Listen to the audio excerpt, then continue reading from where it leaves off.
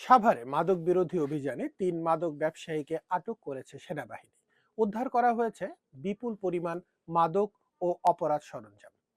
৪ ফেব্রুয়ারি বুধবার সকালে সাভারের তেঁতুলঝরা ইউনিয়নের রাজফুলবাড়িয়া এলাকায় হেমায়েতপুর আর্মি ক্যাম্পের একটি টহল দল এই অভিযান চালায়।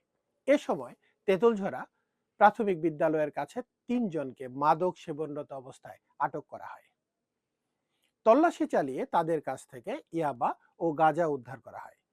পরে তাদের দেওয়া তথ্যের ভিত্তিতে পাশের একটি দোকানে অভিযান চালিয়ে আরো বিপুল পরিমাণ মাদক ও নগদ টাকা উদ্ধার করে সেনাবাহিনী।